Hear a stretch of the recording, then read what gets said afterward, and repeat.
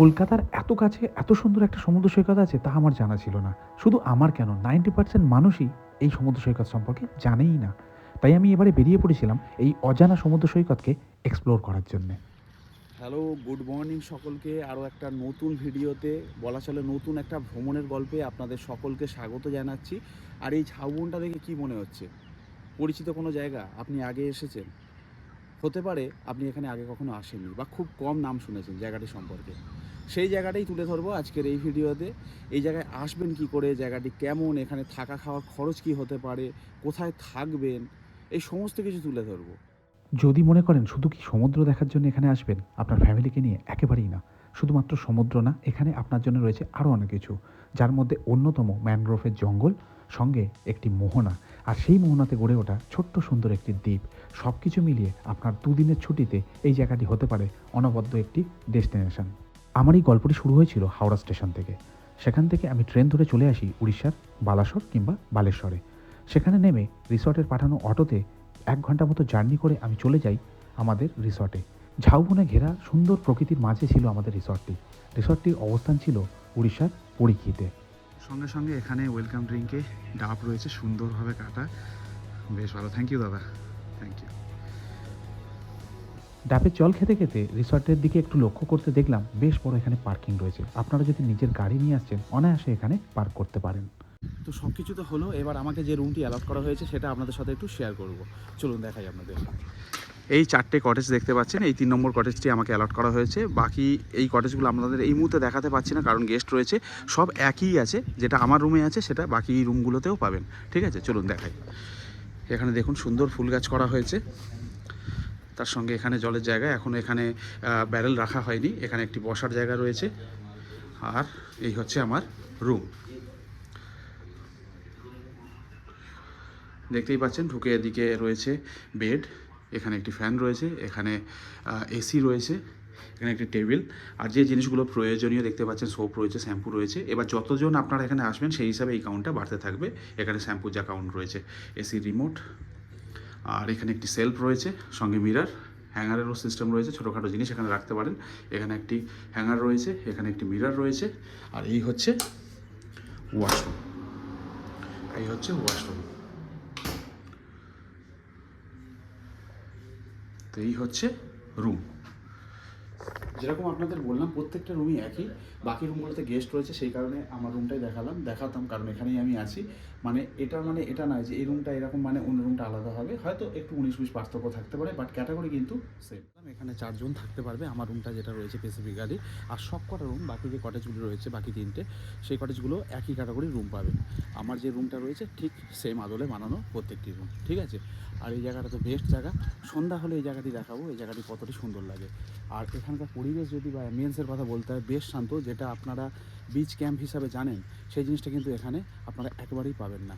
মানে হই হুল্লোড় থাকবে, সেটা কিন্তু একটা লিমিটেশন আছে। এটা আমাকে প্রথম থেকেই বলা হচ্ছে যে এটা সম্পূর্ণ ফ্যামিলির জন্য বানানো, তাদের কথা ভেবে বানানো। তার সঙ্গে কাপেলরাও আসতে পারবে, সবার জন্যই সব কিছু স্পেস থাকবে। এটাই হচ্ছে এদের মূল উদ্দেশ্য। তাই এটা ক্যাম্প কম, রিসর্ট অনেক বেশি। তো এই হচ্ছে আমাদের রিসর্টের মেন গেট। এখান থেকে সি বিচ কতটা ডিস্টেন্স এবং কীভাবে যেতে হবে সেটা একটু আপনাদের দেখিয়ে দিই। এই মেন গেট থেকে বেরিয়ে আসলে দেখবেন এরকম রাস্তা রয়েছে। এই রাস্তা দিয়ে ডান দিক বরাবর গেলে বেরিয়ে যাবেন আউটসাইড, যেখান দিয়ে আপনারা আসবেন। আর ঠিক এই রাস্তা বরাবর সোজাই ঝাউবনের মধ্যে দিয়ে চলে যাবেন সি বিচে। চলুন আপনাদের দেখাই। তো এই সুন্দর ঝাউবনটার মধ্যে দিয়ে চলে এলাম, মিনিট হয়তো 2-1 মতন হাঁটলাম, হেঁটে ঝাউবনটা পার করলাম। ঠিক ঝাউবনের ওপারে রয়েছে আমাদের রিসর্ট, আর এই সামনে রয়েছে বিচ। ঢেউয়ের আওয়াজ পাচ্ছি, আর এর মধ্যে দিয়ে আস্তে আস্তে যে জিনিসটা অনুভব করেছি সেটা হচ্ছে শুধু পাখির ডাক এবং শান্ত পরিবেশ, তারপরে আর কিচ্ছু না। আর পরীক্ষিতে এসে একটা জিনিস আমি খুব ভালো করে বুঝেছি, যারা নিরালা খুঁজছেন, শান্তি খুঁজছেন, তাদের জন্য কিন্তু বেস্ট একটা অপশান হতে পারে। আর যে রিসর্টে আমি আছি বা বিচ ক্যাম্পে আছি, এদের পরিবেশটা অনবদ্য। যে প্রচলিত ধারণা রয়েছে ক্যাম্প সম্পর্কে, যে একটা নাচ গান বা ওই ব্যাপারটা, সেটা কিন্তু এখানে পাবেন না। মজা পাবেন কিন্তু সবার জন্যে। এটা হচ্ছে এদের মেন ইউএসপি, যেটা আমি অনুভব করেছি। আর তার সঙ্গে এরকম পরিবেশ। তো চলুন আপনাদের সি বিচটা দেখাই। একদম ভার্জিন একটা বিচ, নতুন একটি বিচ। আমিও দেখবো, আপনাদেরকেও দেখাবো।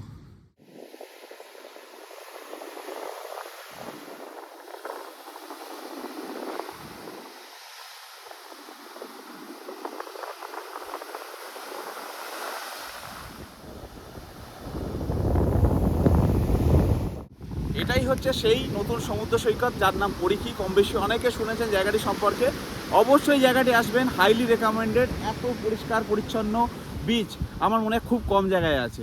তার সঙ্গে যেখানে আছি সেটা তো আপনাদের দেখালাম।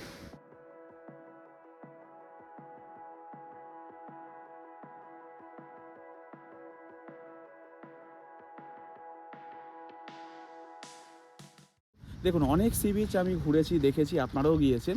এই সি বিচটা এখনও যেহেতু খুব একটা মানুষের সম্মুখে আসেনি, সেই কারণে বেশ পরিষ্কার পরিচ্ছন্ন, কোলাহলমুক্ত। তার সঙ্গে একটা ইউনিক জিনিস আপনারা লক্ষ্য করতে পারবেন, যেখানে এই সমুদ্রে এসে একদম ঝাউবনে ধাক্কা দিচ্ছে। হ্যাঁ, অবশ্যই ভাটার সময় বিচ পেয়ে যাবেন যেখানে আপনারা স্নান করতে পারবেন, কিন্তু জোয়ারের সময় দেখবেন সম্পূর্ণ সমুদ্র এসে এই ঝাউবনে ধাক্কা দিচ্ছে, যেটা অনবদ্য লাগছে। সমস্ত কিছু মোটামুটি আপনাদের দেখিয়েছি এই রিসর্ট সম্পর্কে, কী কী করলাম না করলাম। ওইখানে ডাইনিং স্পেস রয়েছে, ঠিক আছে? যদি আপনাদের ইচ্ছা হয় আপনারা এই জায়গাটাও খেতে পারবেন। জায়গাটা বেশ ভালো, হাওয়া দিচ্ছে, ভালো লাগছে, তাই আমি এখানে বলেছি আমাকে সার্ভ করতে। তো আজকের কি মেনু রয়েছে সেটা আপনাদের দেখাবো। আপাতত যেটা এসেছে সেটা এখানে প্লেন রাইস রয়েছে, এটা আলু ভাজা রয়েছে, ডাল রয়েছে, স্যালাড রয়েছে, ঠিক আছে? কি সুন্দর, এখানে দেখুন, দারুণ। তারপরে কি আসছে আপনাদের আমি দেখাচ্ছি। তো আমার টেবিল সম্পূর্ণরূপে এখন ফুল হয়ে গেছে। দেখিয়ে দিই আপনাদের কি কি এখানে আমার মেনু রয়েছে আজকে লাঞ্চে। এখানে দেখুন, প্রথমে প্লেন রাইস রয়েছে, এখানে আলু ফ্রাই রয়েছে, এখানে চাটনি দেওয়া হয়েছে, এটা হচ্ছে মিক্স সবজি আছে, এটা হচ্ছে ডাল, পাঁপড়, পমফ্লেট আছে, স্যালাডটা আগেও দেখিয়েছি, খুব সুন্দরভাবে এটা দেওয়া হয়েছে, বেশ ভালো লাগছে। আর এটা হচ্ছে চিংড়ি। এই হচ্ছে আমার লাঞ্চের মেনু। তবে একটা কথা আপনাদের বলে দিই, যদি আপনারা এখানে দুদিন থাকছেন তাহলে কিন্তু এখানে আপনাদের এই মেনু চেঞ্জ হবে, ঠিক আছে? আজকের ধরুন যেরকম পমফ্লেট প্রথম দিন, তার সঙ্গে চিংড়ি রয়েছে, নেক্সট দিন হতে পারে সেক্ষেত্রে আপনার পাবদা হতে পারে, কিংবা সেক্ষেত্রে আপনার ভেটকি হতে পারে, সেটা তাদের মতন করে তারা দেবেন, ঠিক আছে? একই মেনু রিপিট হবে না। খাওয়া দাওয়া আমার কমপ্লিট হয়ে গেল। আমি সমস্ত কিছু দেখিয়েছি। খাবার দাবারটা কোথাও খুব একটা বেশি কিছু দেখাই না, কারণ ওইভাবে খেতে খেতে বলা খাবার মজাটাই চলে যায়।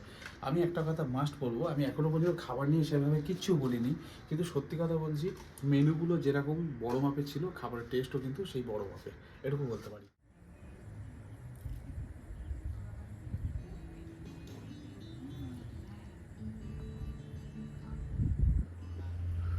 তো এই হচ্ছে রিসর্টের বাইরের পরিবেশ, সন্ধ্যার পরিবেশ অ্যাকচুয়ালি বলা ভালো। জাস্ট দেখুন, সন্ধ্যার সময় ছিল দুর্দান্ত কিছু স্ন্যাক্সের অপশন, যার মধ্যে ভেজ পকোড়া, আলু পকোড়া এবং সঙ্গে বারবিকিউ চিকেন। হ্যাঁ, অবশ্যই তার সঙ্গে চা। তো আমাদের ইভিনিং স্ন্যাক্স খাওয়া হয়ে গেছে, দেখালাম কি ছিল না ছিল। এইবার একটা কথা বলি, এই যে ক্যাম্প, বিচ ক্যাম্পগুলো হয় না, যে কমেন্টটা আমি আগেও পেয়েছি, ইভেন আমারও ধারণা ছিল ক্যাম্প মানে যারা ইয়াং এজের রয়েছে, কাপল রয়েছে, তারা আসতে পারবে শুধু, যারা ফ্যামিলি পার্সন রয়েছে, ফ্যামিলি নিয়ে, বাচ্চাদের নিয়ে আসা যায় না, সেই ধারণাটা কিন্তু পাল্টে দিচ্ছে এই ক্যাম্পটি, ঠিক আছে? আমারও এই চিন্তাভাবনা পাল্টে গেছে। আগে অনেক জায়গায় ছিলাম, দেখেছি সেখানে কি হয় না হয়, অনেক রকম কমেন্ট আপনাদের থেকে পেয়েছি, কিন্তু এই ক্যাম্পটা সম্পূর্ণরূপে আলাদা। হ্যাঁ, এখানে গান বাজনাও হয়, ইয়াংদের জন্যও কিন্তু সেই স্পেসটা রয়েছে, তার সঙ্গে ফ্যামিলি যাতে আসতে পারে সেই জিনিসটা কিন্তু খুব ভালো করে খেয়াল রাখা হয়েছে, সেটা আপনারা দেখলেই বুঝতে পারবেন।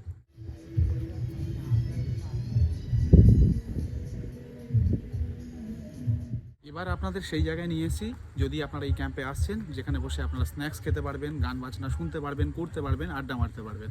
বিশেষ করে এই লাইটগুলি কিন্তু বেশ ভালো লাগছে।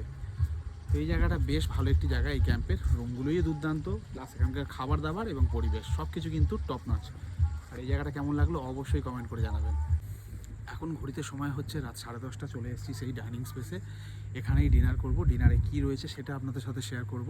আর একটা সত্যি কথা বলছি, এখানে আসার পর রুমে আমি হয়তো 10 থেকে 20% ছিলাম, বাকিটা বাইরে, বিশেষ করে সন্ধ্যার পর থেকে। এতটা এখানে সুন্দর পরিবেশ, শীতল একটা পরিবেশ, তার সঙ্গে নিস্তব্ধতা।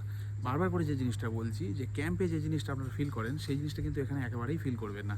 সব কিছু ক্যাম্পের মতন, বাট কিন্তু একটা রিসর্ট লেভেলের আপনি ফিল পাবেন। তো আমি বসে গেছি ডিনার টেবিলে, আর ডিনারে কি মেনু রয়েছে সেটা আপনাদের সাথে শেয়ার করি। প্লেটে দেখতে পাচ্ছেন, এখানে প্লেন রাইস রয়েছে, আলু ভাজা রয়েছে, এখানে রয়েছে আপনার ডাল, এখানে রয়েছে স্যালাড এবং চিকেন। এবার একটা কথা আপনাদের বলে দিই, এখানে এই যে রাতের মেনুটা রয়েছে, এটা কিন্তু আপনার চেঞ্জ হয় না, মোটামুটি ফিক্সড থাকে। কিন্তু যদি আপনারা এখানে দুদিন থাকছেন, অর্থাৎ 2টো রাত স্টে করছেন, তাহলে লাস্ট রাত বা প্রথম রাতে যদি আপনারা কিছু চাইছেন আপনাদের মতন কিছু পছন্দের খাবার খেতে সেটা এনাদের বলবেন, এনারা অ্যারেঞ্জ করে দেবেন।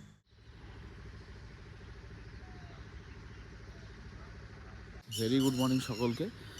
সকালবেলা এখানে দুর্দান্ত লাগছে, তার সঙ্গে সেই হাওয়া এবং সেই শান্ত পরিবেশ। এই হচ্ছে ব্রেকফাস্ট। আমি সত্যি কথা বলছি, অনেক জায়গায় ঘুরে এসেছি, বাট এই ধরনের ব্রেকফাস্ট আমি কখনো পাইনি। যখন শুনলাম মুড়ি ঘুগনি অপশানে আছে, বাঙালি হিসাবে কম বেশি বাড়িতে আমাদের এটা চলে, তো এখানে কেন ট্রাই করবো না?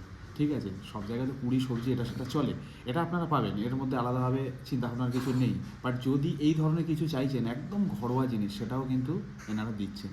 তাই আমি আর লোভ সামলাতে পারিনি, মুড়ি আর ঘুগনি দিয়ে আজকে ব্রেকফাস্ট করবো। চলুন আর একটা চমক আপনাদের দেখিয়ে দিই।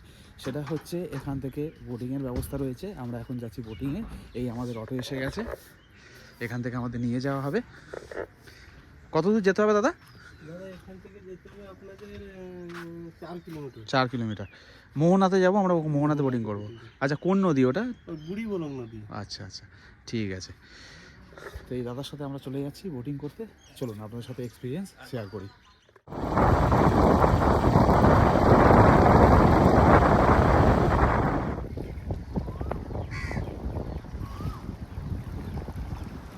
তো আমরা এসে গেছি বোটিং পয়েন্টে। এখানে আমাদের বোট আসছে, এখান থেকে আমরা বেরিয়ে যাব। ওদিকে একটা বালিয়াড়ি আছে, একটা দ্বীপ আছে, সেই দ্বীপে যাব। তো চলুন দেখাই আপনাদের।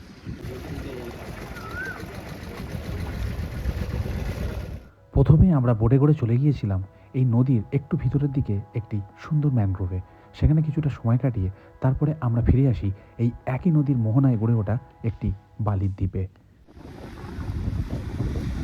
প্রথমে আমরা বোটে করে চলে গিয়েছিলাম ম্যানগ্রোভে, তারপর চলে এসেছি ঠিক সেই একই নদীর মিলনস্থল, সমুদ্রের সঙ্গে যেখানে মিলিত হয়েছে, অর্থাৎ মোহনাতে। আর মোহনাতে যেখানে মিলিত হয়েছে সেই জায়গায় একটি দ্বীপ তৈরি করেছে, সেই দ্বীপে আমরা রয়েছি। জায়গাটি আপনাদের একটু দেখাচ্ছি।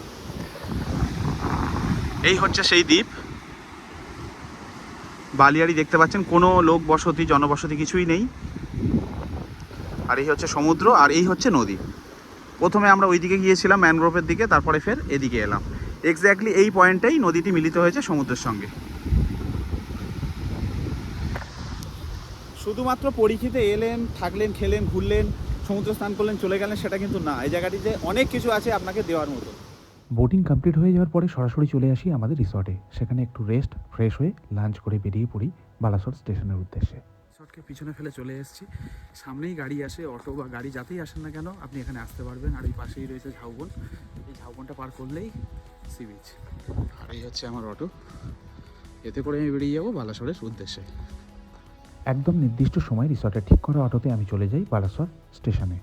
এই অটো ভাড়া পড়েছিল পার সাইড 700 টাকা করে। আপনারা যদি গাড়ি চাইছেন তাহলে সেক্ষেত্রে ভাড়া কিছুটা বাড়বে। বড় আমার গল্পটা শেষ হচ্ছে এই বালাসোর স্টেশনে। এখান থেকেই গল্প শুরু হয়েছিল। এবার প্রশ্ন হচ্ছে আপনারা যোগাযোগ করবেন কিভাবে এবং কত কী কস্ট। তার জন্য নাম্বার আমি স্ক্রিনে এবং ডিসক্রিপশানে দিয়ে রাখলাম, সেখানেও সমস্ত ডিটেলস আপনারা পেয়ে যাবেন।